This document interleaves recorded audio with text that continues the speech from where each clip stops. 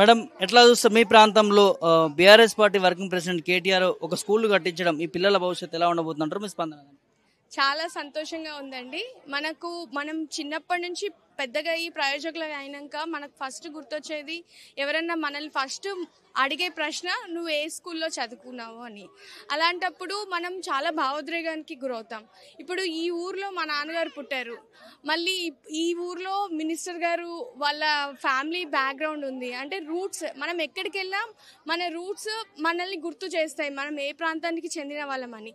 ఉన్న ఊరు కన్న తల్లితో సమానం అంటారు. సో ఇప్పుడు ఈ చిన్నారులను చూస్తుంటే వీళ్ళు ఇలాంటి మంచి స్కూల్లో ఒక మంచి గుడ్ కాజ్ కోసం ఏర్పాటు చేసిన స్కూల్ని చూస్తుంటే this people are going to be like twinkle twinkle little stars లాగా. వీళ్ళకి మంచి పేరు రావాలని, వీళ్ళకి మంచి ఫ్యూచర్, మంచి చదువు, సమాజానికి ప్రయోజకంగా వాళ్ళు ఒక ఉన్నత స్థానానికి చేరుకుంటారని వాళ్ళకి నిజంగా నేను హార్ట్ ఫెల్ కంగ్రాచులేషన్స్ చెప్తున్నాను. And moreover I would like to congratulate the school యాజమాన్యం అంటే స్టాఫ్కి కానీ my best wishes because these bright children's future depends on our hands. The way how we treat, the way how we teach and moral వాల్యూస్తో పెంచితే వాళ్ళు తప్పకుండా భవిష్యత్ తరాలకి మంచి నాయకులు కావచ్చు. ఎట్లా చూస్తారు కేటీఆర్ గారు విజన్ కావచ్చు ఇక్కడ అంటే వాళ్ళ అమ్మమ్మ తాత ఊరికి సంబంధించి ఇక్కడ ఒక స్కూల్ నిర్మించాలని చెప్పి ఆ థాట్ని ఎట్లా చూడొచ్చు? దట్స్ ఎ ఫెంటాస్టిక్ అండి. ఎందుకంటే ఏదో ఒక చోట మనం నిద్రపోతున్నప్పుడు డే ఎలా గడిచింది అంటే ఒక సెల్ఫ్ సాటిస్ఫాక్షన్తో ఎండ్ అయిపోద్ది. We have to go to sleep with a smile.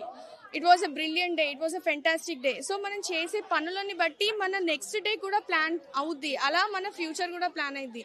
Sir ఇప్పుడు ఇంత బాగా చేశారంటే రాను రోజుల్లో మన రాష్ట్రానికి ఇంకా మంచి రోజులు రాబోతున్నాయి. ఎందుకంటే ఇప్పుడు ప్రజెంట్ వచ్చిన ప్రభుత్వంలో తిండి అంటే ఫుడ్ ఫెసిలిటీ బాగాలేదు, స్కూల్స్ ఇన్ఫ్రాస్ట్రక్చర్ బాగాలేదు. I'm very sorry to say it might be hurting you, కానీ పిల్లలు మాత్రం పేరెంట్స్ మాత్రం ప్రైవేట్ స్కూల్స్ బాగాలేవు, గవర్నమెంట్ స్కూల్స్ బాగున్నాయని టీఆర్ఎస్ పార్టీ ప్రభుత్వంలో అనుకున్నారు.